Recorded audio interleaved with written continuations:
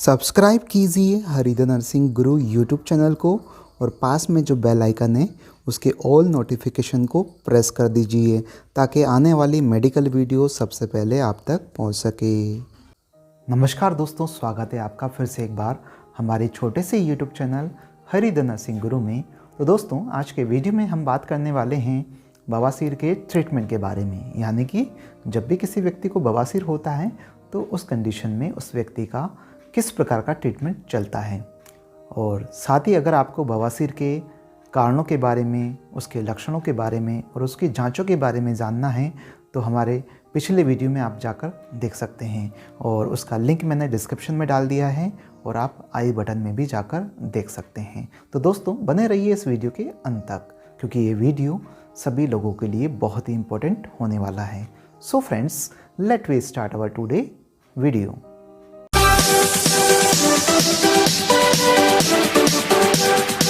तो दोस्तों, अगर किसी भी व्यक्ति को बवासीर की समस्या है तो उस कंडीशन में उस बवासीर की समस्या को सामान्य उपचार के द्वारा भी ठीक किया जा सकता है। जैसे कि फॉर एग्ज़ाम्पल, जो टॉयलेट की आपकी हैबिट्स होती है वो अच्छी होना चाहिए। जैसे कि जब भी आप टॉयलेट सीट पर बैठते हैं तो कब्ज की समस्या होने के कारण आप ज़्यादा प्रेशर डालते हैं, तो ज़्यादा प्रेशर नहीं डालें, और साथ ही जो टॉयलेट सीट होती है उस पर लंबे समय तक ना बैठे रहें। दूसरा तरीका है जैसे कि वार्म टब और सिच बाथ। तो इस प्रकार की कंडीशन में क्या होता है, एक टब लें, उसमें गुनगुना पानी लें और उस गुनगुने पानी के अंदर एक ढक्कन आप क्या करें, डेटोल डाल दें, और डेटोल डालने के बाद में आप उसमें 5 से 15 मिनट तक बैठे रहें, जैसा कि आप इस डायग्राम के माध्यम से देख पा रहे हैं। तो 5 से 15 मिनट बैठने की वजह से क्या होगा, जो आपका पेरी एनल एरिया है जहाँ पर आपको दर्द होता है बवासीर की वजह से, तो उस दर्द की समस्या से आपको निजात मिल जाएगा। जैसा कि बहुत सारे व्यक्तियों में बवासीर की जो समस्या का जो मुख्य कारण है वो कब्जी होती है। तो कब्ज की समस्या से निजात पाने के लिए आप दिन में करीबन 3 से 4 लीटर पानी पिएं। यानी कि आप खूब सारा पानी पिएंगे तो उस कंडीशन में क्या होगा, जो आपका स्टूल है वो सॉफ्ट होगा और कब्ज की समस्या से आपको निजात मिल जाएगा। बवासीर वाले व्यक्तियों में एनल एरिया के आसपास में इचिंग होती है, इरिटेशन होता है, और ये चीज़ लंबे समय तक रहती है तो वहाँ पर इन्फेक्शन होने के चांसेस भी रहते हैं। तो इन्फेक्शन को रोकने के लिए वहाँ की आप अच्छे से साफ़ सफाई रखें, एनल हाइजीन मेंटेन करके रखें, जिससे क्या होगा, वहाँ पर इन्फेक्शन होने के चांसेस कम हो जाएंगे।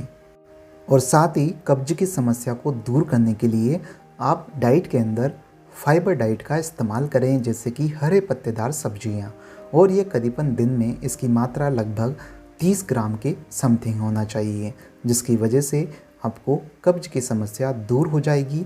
और अगर इससे भी समस्या दूर नहीं होती है तो आप उस कंडीशन में फाइबर सप्लीमेंट का इस्तेमाल करें, जैसा कि आप सेकंड डायग्राम के अंदर देख पा रहे हैं। बेनी फाइबर करके सप्लीमेंट होता है, तो इसमें प्रचुर मात्रा में फाइबर होता है जो कि आपको कब्ज की समस्या से निजात दिलाता है। कब्ज की समस्या को दूर करने के लिए और भी बहुत सारे उपाय हैं, जैसा कि आप मेडिसिनल पाउडर का इस्तेमाल कर सकते हैं, जैसा कि आप इस डायग्राम के माध्यम से देख पा रहे हैं। तो इस प्रकार के पाउडर में स्टूल सॉफ्टनर और लग्जेटिव जैसी चीज़ें मौजूद होती है, जो कि आपके स्टूल को सॉफ्ट करती हैं और कॉन्स्टिपेशन की समस्या से, यानी कि कब्ज की समस्या से निजात दिलाती हैं। जैसा कि फॉर एग्ज़ाम्पल मेटाम्यूसिल हो गया, सिट्रोसिल और हर्बल प्लस। बवासीर वाले व्यक्तियों के एनल एरिया के आसपास दर्द का आभास होता है, तो उस कंडीशन में आप दवाई का इस्तेमाल करके, यानी कि जो पेन रिलीवर्स होती हैं जो कि आपके दर्द को दूर करती हैं, तो उनका इस्तेमाल कर सकते हैं, जैसे कि एसिटामिनोफेन, आइबुप्रोफेन, नेप्रोक्सेन और एस्पिरिन जैसी दवाई यूज़ कर सकते हैं। बवासीर की समस्या को दूर करने के लिए और भी बहुत सारे उपाय हैं, जैसे कि हेमरोइड क्रीम आती है, ऑइंटमेंट आता है, जैसा कि आप इस डायग्राम के माध्यम से देख पा रहे हैं। तो हेमरोइड क्रीम के अंदर आती है पाइल्सर क्रीम, और ऑइंटमेंट के अंदर आता है हेमरोइड क्रीम। तो बहुत सारे क्रीम आती हैं, ऑइंटमेंट आती है, जिनका आप इस्तेमाल करते हैं और इस्तेमाल करके हेमरोइड की समस्या को दूर कर सकते हैं। हेमरोइड की समस्या को दूर करने के लिए कैप्सूल आते हैं और सपोजिटरी भी आती है, जैसा कि आप इस डायग्राम के माध्यम से देख पा रहे हैं। हेमरॉइड कैप्सूल में आते हैं पाइल्सकोन कैप्सूल और सपोजिटरी के अंदर आता है एनिसोल सपोजिटरी, जिसके द्वारा पाइल्स की समस्या को दूर कर सकते हैं।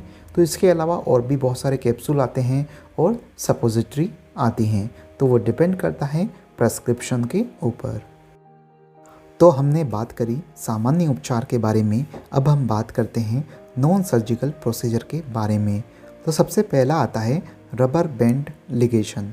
तो इस प्रकार के प्रोसीजर में क्या होता है, जो हेमरॉइड का जो मांस होता है उसके बेस पर वहाँ पर रबर बैंड टाइटली बांध दिया जाता है, जिसकी वजह से उस मांस के अंदर ब्लड सप्लाई नहीं हो पाती है और वो मांस धीरे धीरे सूख जाता है और सूखने के बाद में वो पार्ट अपने आप ही बाहर की तरफ निकल जाता है।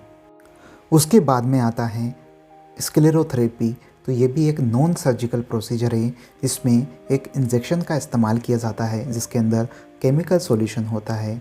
उस केमिकल सॉल्यूशन को हेमरॉइड वाले मांस में लगा दिया जाता है, जिसकी वजह से वो हेमरॉइड वाला मांस सूख जाता है और हेमरॉइड की समस्या दूर हो जाती है। नेक्स्ट आता है इंफ्रारेड कोगुलेशन। इस प्रोसीजर के अंदर हीट का इस्तेमाल किया जाता है। तो हीट की वजह से क्या होगा, जो वेन्स होती है, वेन के अंदर जो ब्लड सप्लाई होती है वो ब्लड सप्लाई कोगुलेट हो जाती है, यानी कि थक्का बन जाता है। और थक्का बनने की वजह से जो हेमरॉइड का मांस है वहाँ पर ब्लड सप्लाई नहीं हो पाती है, और ब्लड सप्लाई नहीं होंगी तो वो पार्ट धीरे धीरे ख़त्म यानी कि डिस्ट्रॉय हो जाता है। नेक्स्ट आता है डॉपलर गाइडेड हेमरॉइडल आर्टरी लिगेशन। तो इस प्रकार की कंडीशन में क्या किया जाता है, जो हेमरॉइड वाला जो मांस होता है जिसमें ब्लड सप्लाई हो रही है उस ब्लड सप्लाई को बांध दिया जाता है, यानी कि उसको लिगेट कर दिया जाता है, जिसकी वजह से उस पार्ट में, उस मांस में ब्लड सप्लाई नहीं हो पाएगी और वो पार्ट धीरे धीरे श्रिंक हो जाएगा। और तो बवासीर की समस्या को दूर करने के लिए नेक्स्ट ऑप्शन है सर्जिकल प्रोसीजर, यानी कि सर्जरी के द्वारा हेमरॉइड की समस्या को भी दूर किया जा सकता है। लेकिन इस प्रकार के सर्जिकल प्रोसीजर में बहुत ही ज़्यादा कॉम्प्लिकेशन देखने को मिलते हैं। तो सबसे पहला आता है हेमरॉइडेक्टोमी। तो इस प्रकार की कंडीशन में क्या होता है, जो हेमरॉइड वाला पोर्शन होता है उसको कम्प्लीटली सर्जरी के द्वारा रिमूव कर दिया जाता है। नेक्स्ट आता है स्टेपलिंग हेमरॉइडेक्टोमी। इस प्रकार के प्रोसीजर में जो एबनॉर्मल टिश्यूज़ होते हैं हेमरॉइड के उनको रिमूव कर दिया जाता है और बाकी के जो रिमेनिंग टिश्यूज़ होते हैं उनको वापस से अपनी नॉर्मल पोजीशन में ला दिया जाता है। अब बात करते हैं रिकवरी की, कि जो बवासीर वाले मरीज़ हैं उनकी रिकवरी कितने समय के बाद में होती है। तो जैसे ही हेमरॉइड वाले पार्ट को सर्जरी के द्वारा रिमूव कर दिया जाता है तो धीरे धीरे हर दिन वो अच्छा महसूस करने लगता है। लेकिन जब भी इस पार्ट को रिमूव करते हैं तो करीबन 15 से 30 दिन तक उसको दर्द का आभास होता है। तो उस कंडीशन में उसको दर्द की दवाई लेनी पड़ सकती है और कभी कभी कुछ ब्लीडिंग भी देखी जाती है। और साथ ही जो एनल एरिया है वहाँ पर येलो फ्लूइड यानी कि पीले कलर का फ्लूइड भी दिखाई देता है। तो दोस्तों, आशा करता हूँ आपको ये हमारा वीडियो अच्छा लगा होगा। अगर वीडियो अच्छा लगा तो प्लीज़ लाइक कीजिए, शेयर कीजिए, और किसी भी प्रकार की क्यूरीज़ हैं तो कमेंट बॉक्स में जाइए, कमेंट करिए। Thank you so much.